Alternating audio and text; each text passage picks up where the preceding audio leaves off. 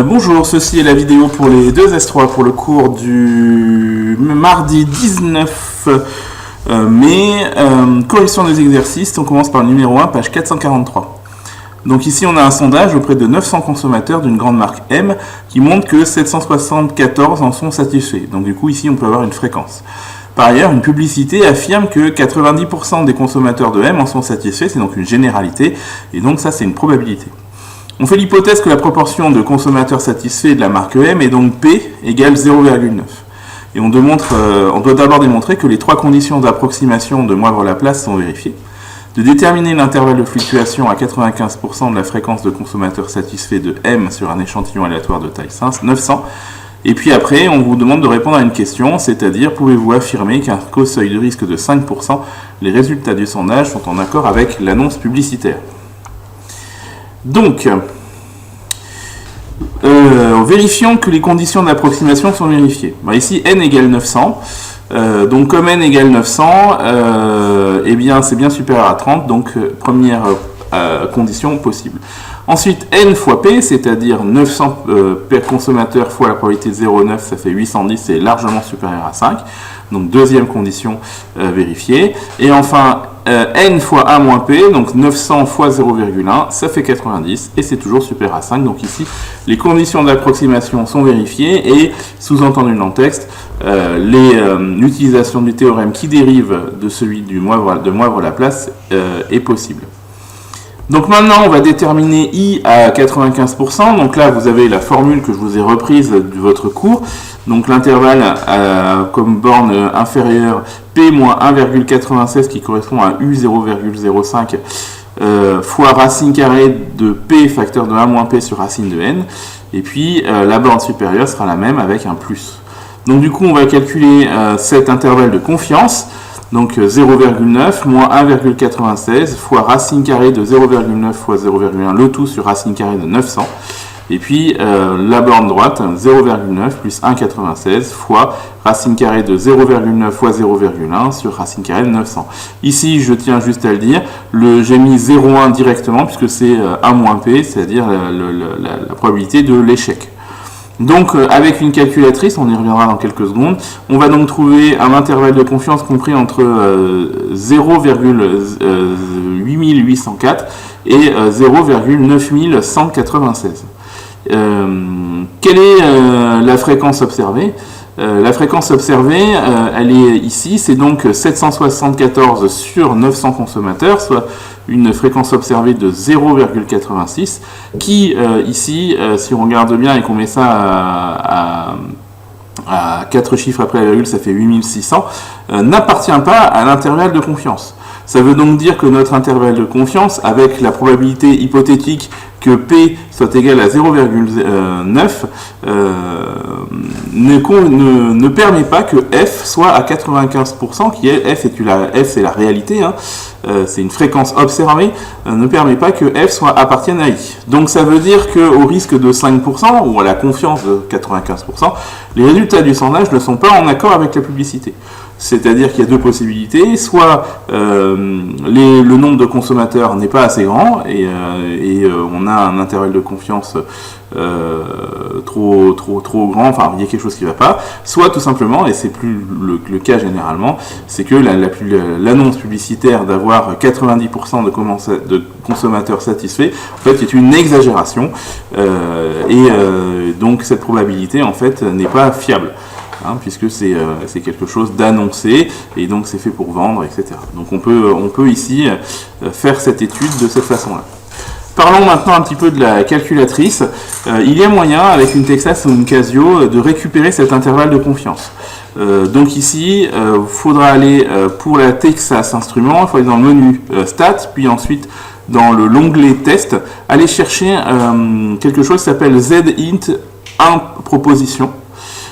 Et là, vous avez un menu où il va falloir mettre X, et là, le X, il va falloir mettre P fois N, c'est-à-dire 0,9 soit 900. Il va falloir mettre n ici, c'est-à-dire 900, et le niveau que vous voulez pour l'intervalle de confiance, c'est-à-dire 0,95, et vous obtenez ici l'intervalle de confiance que nous venons d'obtenir, qui est 0,8804 et 0,9196. Donc ici, voilà une méthode pour le faire. Alors je peux essayer de le montrer avec une vraie calculatrice. Donc avec une Texas Instruments, voici ce que cela donne. Donc on va sur Stat, puis ensuite on va dans l'onglet Test, et tout en bas de l'onglet Test, on va aller chercher la fonction numéro A, c'est-à-dire improp z int. Je ne sais pas trop ce que ça veut dire en anglais. En tout cas, c'est ce qui correspond à l'intervalle de fluctuation. On valide. Ici, il faut mettre, comme je l'ai expliqué, alors comme valeur de x, il faut mettre p fois n. Donc ici, 0,9 fois 900. Il faut mettre ici 900 pour n. Et le niveau de votre intervalle de fluctuation, ici 0,95, est calculé et on retrouve les valeurs que l'on a trouvées lors de notre calcul. Pour les Casio, il faut aller dans le menu Stat, puis après aller chercher un truc qui s'appelle int, alors je ne sais pas trop ce que ça veut dire, intervalle j'imagine, puis aller chercher z, puis 1-p, là il faut rentrer donc le niveau 0,95, il faut rentrer n fois p pour x, c'est-à-dire 810, et puis pour n, le nombre de personnes interrogées 900, et on trouve l'intervalle de fluctuation asymptotique, il va donc être ici. Je vais essayer de le faire avec une calculatrice. Donc avec une calculatrice. Hop. Voilà. Donc du coup, je fais menu. Je vais dans Stat. Je vais dans intervalle, j'imagine que c'est intervalle, Z, et là je choisis le 1P, mon intervalle est à 0,95, donc ça je ne change pas, je mets X, je mets N fois P, donc ici N fois P ou P fois N c'est pareil, et donc 0,9 fois 900, donc ça fait 810, je mets 9N qui est donc égal à 900, je fais exécuter et calculer et j'obtiens les valeurs avec un peu plus avec des non arrondis là, 0,8804 et 0,9195,9, c'est-à-dire qui s'arrondit à 0,9196.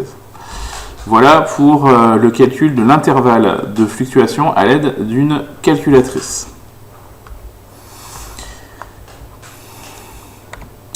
Nous passons à l'exercice numéro 2. En acier ou en aluminium, une canette est recyclable.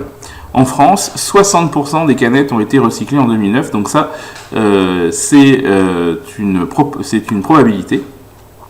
Lors d'un sondage réalisé en 2010 auprès de 500 personnes, on a posé la question suivante: avez-vous recyclé votre dernière canette ? On a alors récolté 320 réponses positives. Donc ça, avec 320 et 500, va vous permettre d'avoir une fréquence. On fait l'hypothèse que la proportion de canettes recyclées en 2010 est la même qu'en 2009, c'est-à-dire 0,6, qui correspond aux 60%. Et on vous demande de calculer les bornes de l'intervalle I, qu'on reconnaît comme étant l'intervalle de fluctuation asymptotique à 95%, P moins 1,96, racine carrée de P, facteur de 1 moins P sur racine de N, et puis la même chose avec un plus pour la borne de droite. Et on vous demande ensuite de donner une valeur approchée de la probabilité que la fréquence F500 appartienne à I, où F500 représente la fréquence de canettes recyclées sur un échantillon aléatoire de taille 500, sans oublier de vérifier les 3 conditions qui valident votre réponse. Et puis à partir de ce sondage, pouvez-vous affirmer qu'au risque de 5%, la fréquence observée de canettes recyclées correspond à la proportion P. Donc voici, on va donc commencer par calculer I.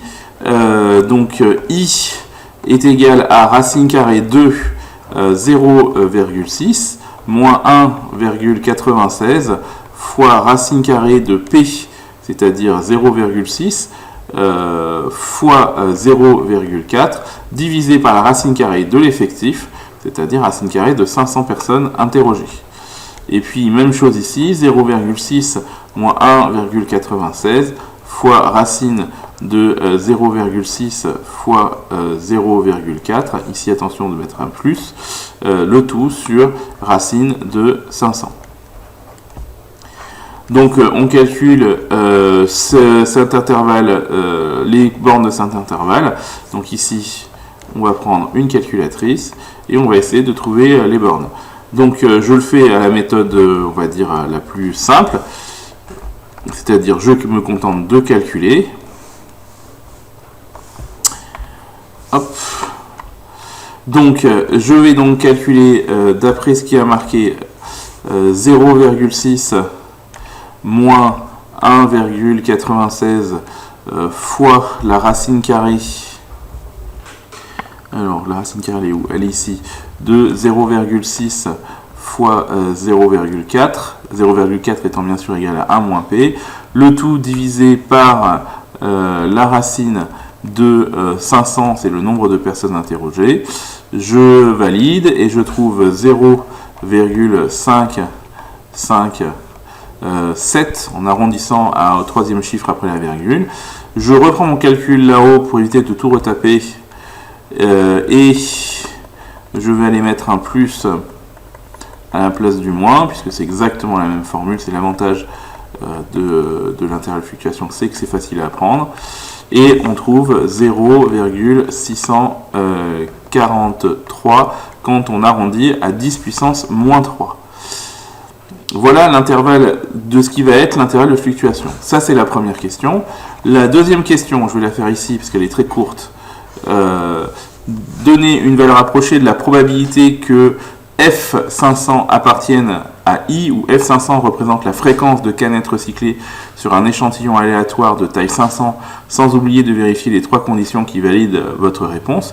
Donc ici, en fait, on sait que F500, la probabilité que F500 appartienne à I, eh bien tout simplement, vu que ici on a utilisé la valeur 1,96, eh bien on sait que c'est donc un intervalle de fluctuation à 95% de confiance. Donc ça veut dire qu'ici, la probabilité que F500 appartienne à I, eh bien elle est de 0,95, à condition tout de même, puisque ce 1,96 dépend du théorème de Moivre-Laplace, de vérifier que n, qui ici vaut 500, est bien supérieur à 30, ça marche, que n fois p, qui est égal à 500 fois 0,6, et 500 fois 0,6, 6 fois 5, ça fait 30, donc ici ça fait 300, donc c'est bien supérieur à 5, et que ici, n, je vais le mettre ici, facteur de 1 moins p, qui est égal à 500 fois 0,4, donc là je vais être obligé de déborder, qui fait 500, 5 fois 4 ça fait 200, et qui est bien supérieur à 5 aussi.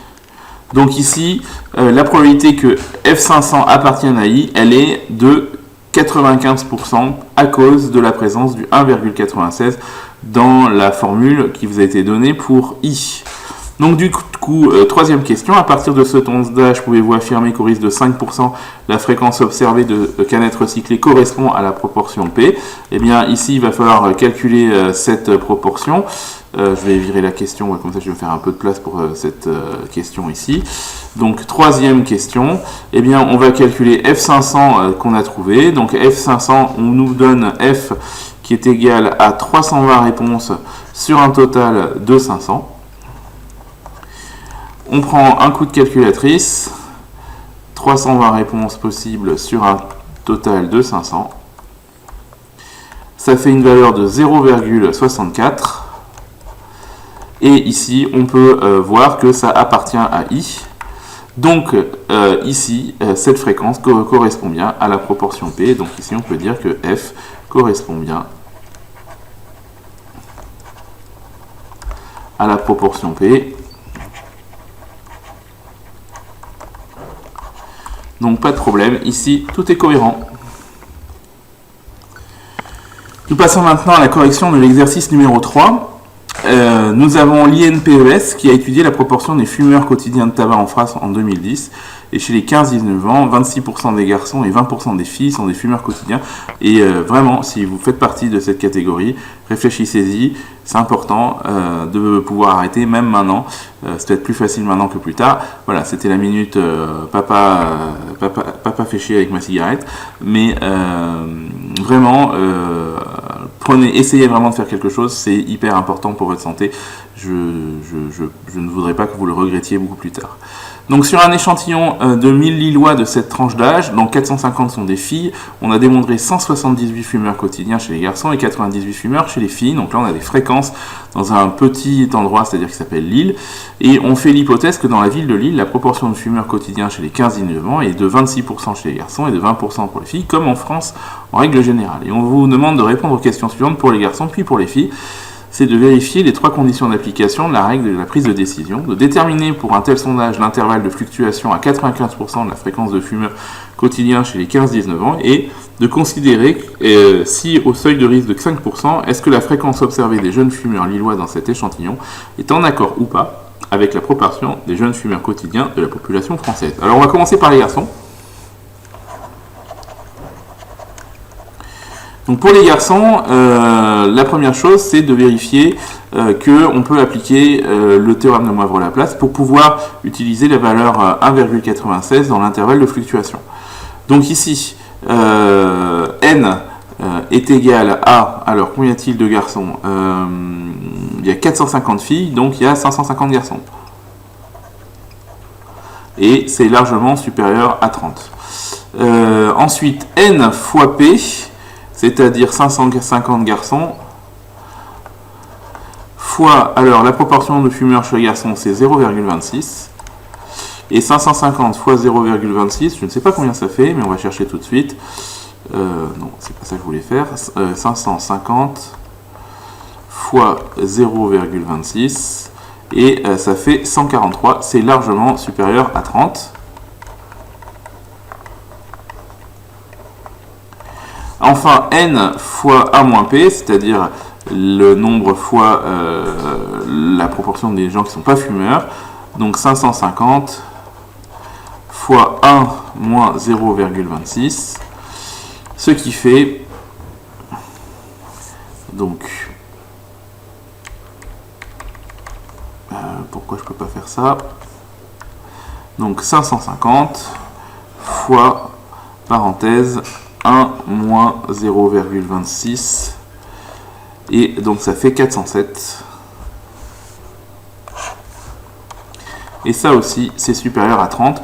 Donc les conditions sont réunies pour pouvoir utiliser les règles de prise de décision de l'échantillonnage.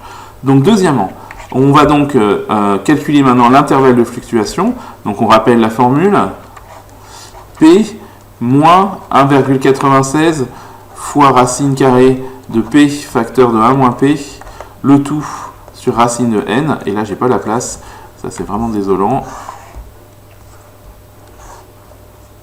Hop. Et P moins 1,96 plus 1,96 pardon fois racine carrée de P facteur de 1 moins P, le tout sur racine de N. Donc avec les nombres que on a dans l'énoncé, la probabilité chez les garçons c'est donc de 0,26 moins 1,96 fois racine de P, c'est-à-dire 0,26 fois A moins P, alors le complément de 0,26 c'est 0,74 sur racine carrée 2. On a dit qu'il y avait 550 garçons. Et puis la même chose pour l'autre borne, donc plus 1,96. Et là je vais mettre racine carrée 2. Et là ça commence à devenir vraiment caca. Sur racine carrée de 550. Fermeture. Et Et pour histoire de changer, je vais essayer de le calculer avec une calculatrice. Alors, ici je vais dans Stats. Alors, Stats, ici. Je vais dans Test. Je descends tout en bas jusqu'au A. Je dis que ici, P, c'était 0,26 fois N, c'était 550. Je disais que N, c'était 550. Et je peux calculer cet intervalle de fluctuation. C'est donc 0,223. Alors, je vais arrondir au quatrième chiffre après la virgule. 3. Et puis 0,2967. Si jamais vous voulez des valeurs un peu plus précises, je pense qu'il va y avoir moyen. Non, vous voyez pas moyen. Bon, voilà. Maintenant, ça, c'est troisième question. Est-ce que la fréquence correspond à ça? La fréquence, petit f, la fréquence d'observation. Hein. Donc, on a observé 178 fumeurs quotidiens chez les garçons sur un total de 550.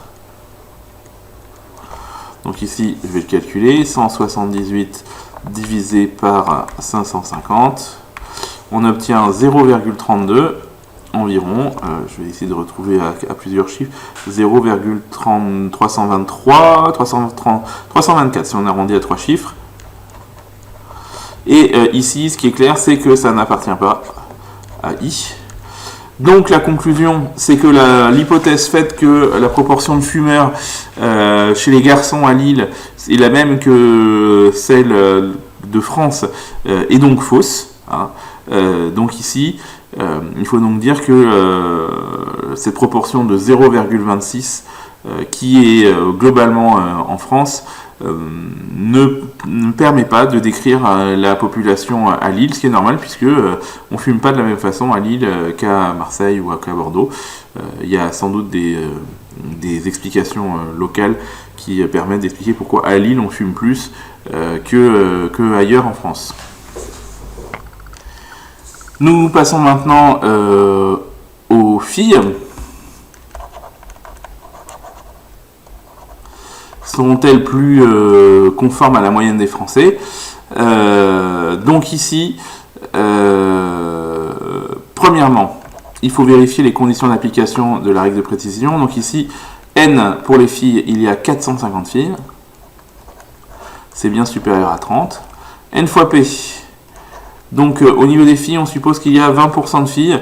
Donc ça fait 450 fois 0,2. Et 450 fois 0,2, ça fait un certain nombre que je vais calculer ici. 450 fois 0,2, ça va faire un truc genre 0,09, ça. Ah, zut. Ça y est, c'est 0,2, hop. Et ça fait donc 90. N facteur de 1 moins P, c'est donc 450 fois 0,8 et donc on va le calculer très rapidement, 450 fois 0,8 et on trouve 360. Donc en tout cas dans les deux cas c'est supérieur à 5. Donc ici ça veut dire que on peut utiliser la formule, le théorème de Moivre-Laplace et notamment la formule de l'intervalle de confiance à 95%. Donc l'intervalle de confiance à 95% c'est donc I qui est donc égal à, alors je vais essayer de le faire rentrer bien là, cette fois-ci, P moins 1,96 fois racine carrée de P facteur de 1 moins P sur racine de N et P plus 1,96 fois racine de P facteur de 1 moins P sur racine de N. Donc ça veut dire que I va être égal à, alors la probabilité ici c'est donc 0,2 fois 1,96, non pas fois, 0,2 moins 1,96 racine carrée de 0,2 fois 0,8 sur racine carrée de 450. Et la même chose, mais avec un plus 0,2 plus 1,96 racine carrée de 0,2 fois 0,8, le tout sur racine carrée de 450. Voilà pour I. Donc je vais essayer de le retrouver avec la calculatrice. Donc évidemment on peut le calculer à la main en faisant 0,2 moins 1,96 fois racine carrée de 0, il faut des parenthèses, fois racine carrée de 0,2 fois 0,8 fermeture de la parenthèse divisé par racine de n, c'est-à-dire seconde racine de 450. Et on trouve la première borne égale à 0, j'ai pas eu le temps de la voir, 0,163.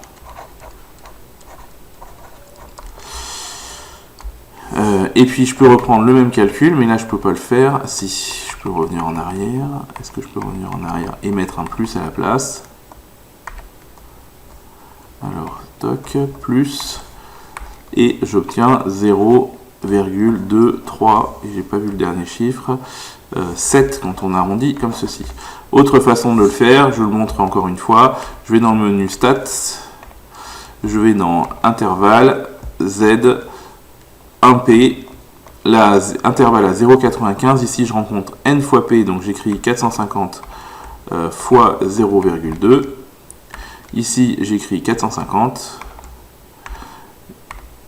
et j'obtiens l'intervalle à 0,163 et 0,237 en arrondissant l'intervalle de confiance. Maintenant, troisième question, pouvez-vous considérer qu'au seuil de risque de 5%, la fréquence observée est conforme avec la proportion de jeunes fumeurs en France? Donc ici, la fréquence observée chez les filles, c'est donc 98 fumeuses sur 450. On calcule cette valeur, donc alors il faut que je sorte de là, 98 divisé par 450, j'obtiens 0,2178 et je m'aperçois que ça appartient à I. Donc en revanche pour les filles, le fait de prendre comme hypothèse que la proportion de fumeurs est à peu près conforme à celle de la proportion des fumeuses en France, et celle de Lille sont à peu près pareilles, hein. C'est ça l'idée. Donc du coup on peut dire que oui, cette fréquence est en accord avec la proportion de jeunes fumeuses au quotidien dans la population française. Donc la réponse est oui. Donc ici, comprenez bien donc, le principe de ces exercices. On a une proportion qui est issue d'un groupe plus gros, et on observe un groupe plus petit, donc localement il peut se passer des choses différentes.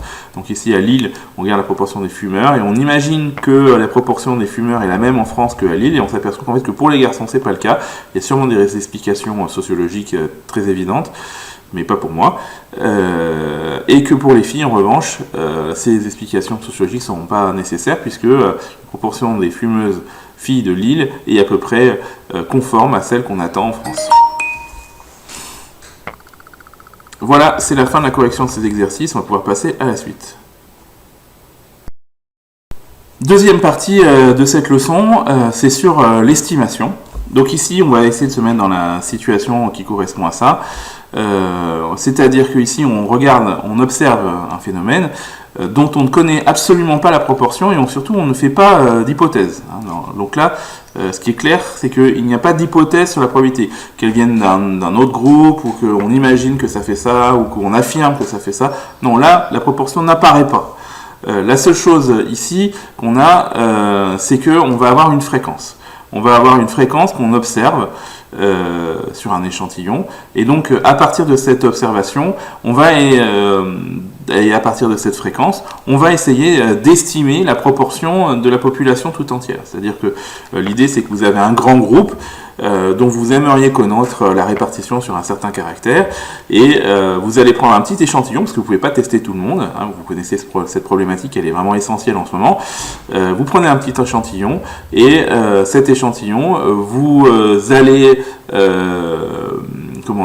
l'observer, faire des tests, et une fois que vous aurez obtenu une fréquence, à partir de cette fréquence, vous allez pouvoir estimer que la proportion globale sur le groupe total, elle va être à peu près entre telle valeur et telle valeur. Parce qu'on ne va pas obtenir une valeur précise, mais on va obtenir un intervalle.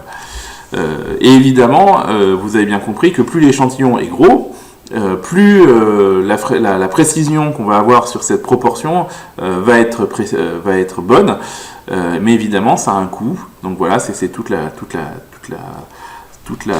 l'enjeu de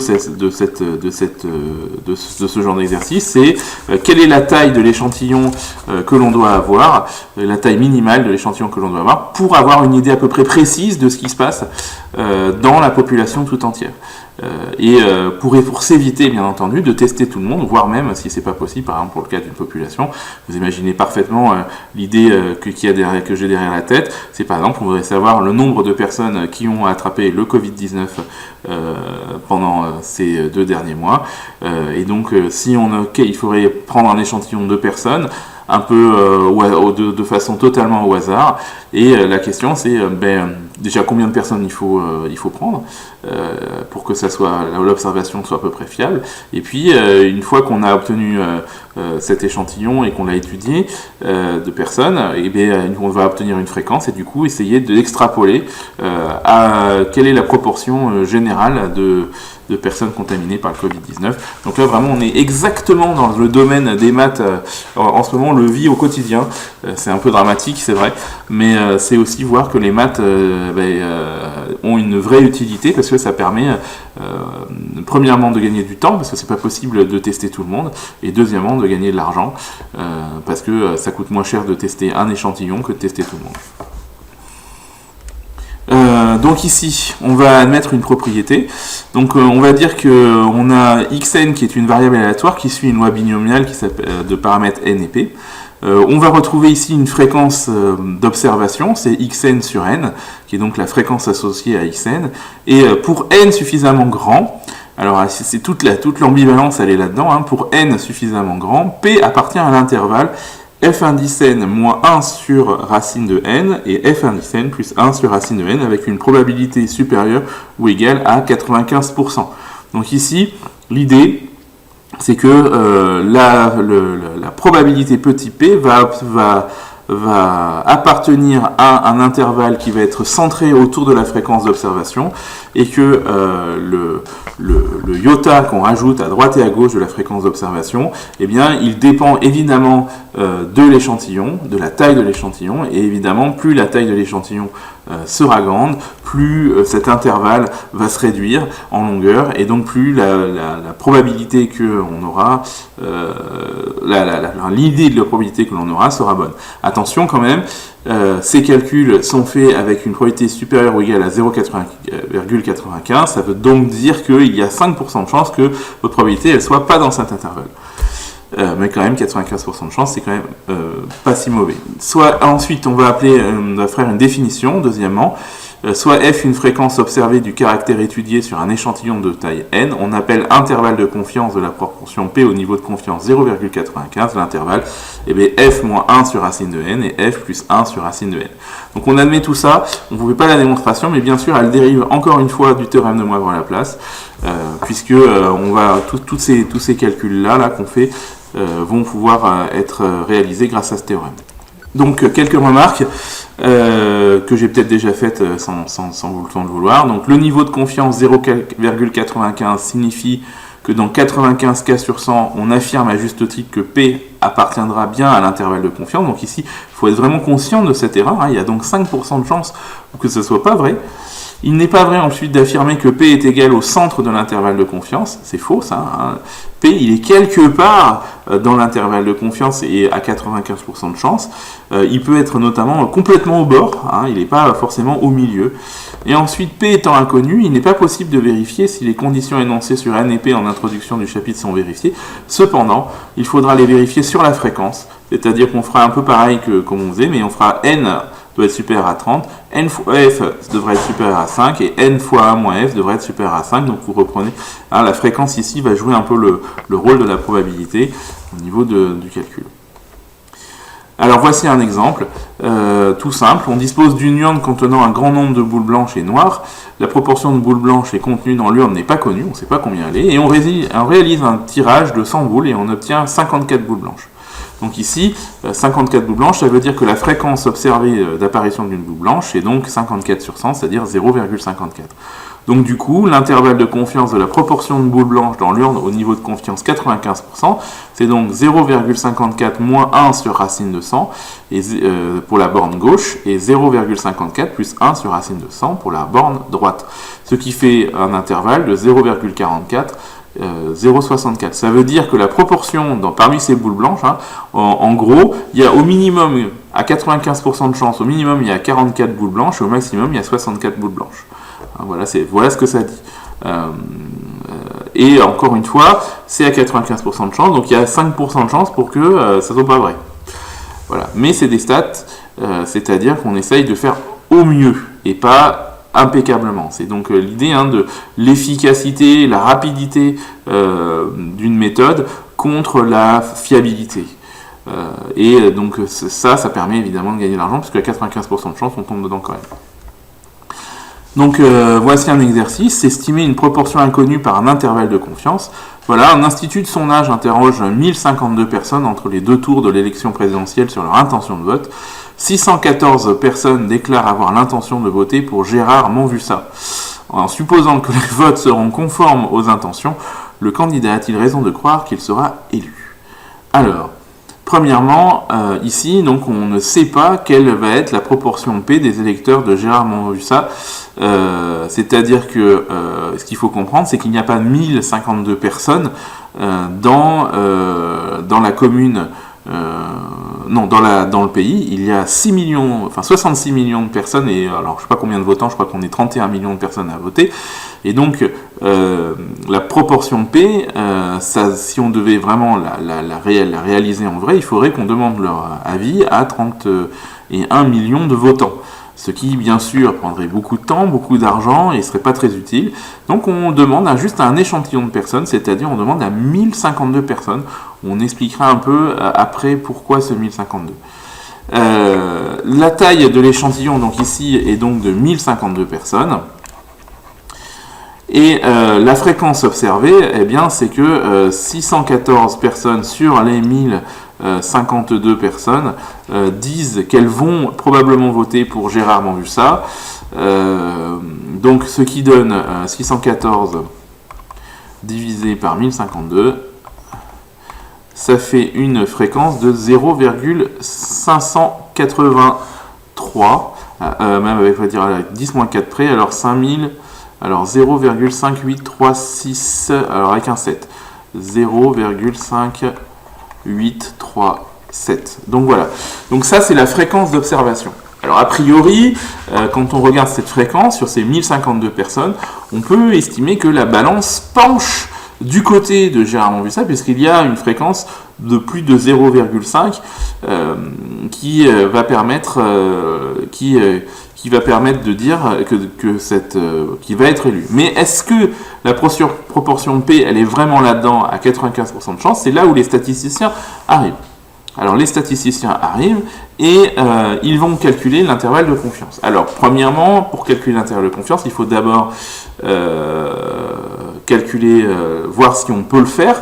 Donc ici, on a n qui est égal à 1052, qui est supérieur à 30. On a n fois la fréquence, c'est pour vérifier 1052 fois 0,5837. On va le calculer tout de suite. Donc 1052 fois 0,5837.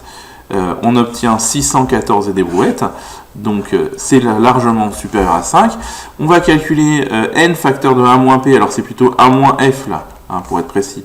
C'est donc 1052 fois 1 moins 0,5837, donc ici je vais faire le calcul, 1052 personnes fois 1 moins 0,5837, hop, et on trouve 437 qui est largement supérieur à 5, donc 438 même si on arrondit à peu près. Donc du coup l'intervalle de confiance de la proportion P au niveau de confiance 0,95, on a dit que c'était F, donc c'est-à-dire 0,5837, moins 1 sur racine de n, donc racine de n c'est racine de 1052, et la bande sup, elle, ça sera 5837 plus 1 sur racine carrée de 1052. Donc du coup on calcule ça avec une calculatrice, donc je fais le calcul rapidement, hop, 0,5837 moins 1 sur racine, alors la racine c'est là, de 1052 personnes, et on obtient 0,55, alors j'ai zappé la parole, 0,55, on va mettre 2,9. Et pour la bande de droite, on va donc faire le même calcul avec un plus, et on va obtenir 0,6145. Donc 0,6145, 0,6145. Donc voilà pour l'intervalle de confiance. Pour être élu, la proportion P doit être strictement supérieure à 0,5. Et selon ce sondage, P il est donc entre 0,5529 et 0,6145 à 95% de chance. Donc il est envisageable que Gérard Monvussa soit élu. Donc voilà comment on résout un tel exercice avec une estimation de la probabilité à 95%. Dernière partie de la leçon. Comme vous l'avez compris, la taille de l'échantillon est relativement très importante puisqu'elle permet de savoir si d'avoir une précision supplémentaire sur l'intervalle. Et donc ici donc on va s'interroger sur la taille de l'échantillon. Donc voici un exercice qui vous permet de déterminer une taille d'échantillon suffisante pour obtenir une estimation d'une proportion. Donc voilà, un constructeur automobile fait donc appel à un institut de sondage afin de mesurer le degré de satisfaction du service après-vente. Et l'Institut souhaite estimer la proportion de clients satisfaits au niveau de confiance 0,95 avec une amplitude d'au plus 5 centièmes. Et là, c'est cette amplitude qui va être importante. Combien de personnes au minimum faut-il interroger? Donc, on appelle P la proportion de clients satisfaits et cette proportion est inconnue. L'estimation de cette proportion peut être bien sûr obtenue à l'aide d'un intervalle de confiance, au niveau de confiance 0,95, grâce à l'intervalle suivant. Alors une fréquence qu'on ne connaît pas, moins 1 sur racine de n, fréquence plus 1 sur racine de n pour la bande de droite, où f sera la fréquence observée. Si on regarde bien cet intervalle, quelle est sa longueur? Eh bien, si on fait la borne de gauche moins la borne de droite moins la borne de gauche, donc f plus 1 sur racine de 5 moins, entre parenthèses, f moins 1 sur racine de 5, on s'aperçoit qu'en fait, la longueur de cet intervalle est 2 sur racine de n. Et donc, ça veut dire que cette longueur, elle doit avoir une amplitude inférieure à 0,05. Donc ici, si on veut que la grandeur de l'intervalle soit inférieure à 0,05, ça veut donc dire que 2 sur racine de n doit être inférieur à 0,05. Et ceci, après bidouillage de calcul, c'est-à-dire en gros, vous allez remonter la racine, vous allez mettre au carré, etc. Vous allez obtenir donc n supérieur à 2 sur 0,05, le tout au carré. Ce qui, après calcul, revient à interroger 1600 personnes. Donc, avec une précision à 5 centièmes, enfin une longueur d'intervalle de 5 centièmes, on peut donc avoir un sondage qui fera 1600 personnes.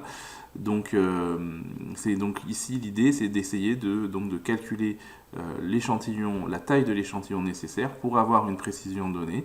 Et donc, ce qu'il faut absolument comprendre, c'est que cet intervalle de confiance, il a une longueur de 2 sur racine de n, et que donc il suffit de résoudre l'inéquation 2 sur racine de n inférieure ou égale à 0,05. Pour ce qui est de retrouver racine de n, je vous laisse le faire, maintenant vous devriez savoir faire ce genre de choses. Voilà.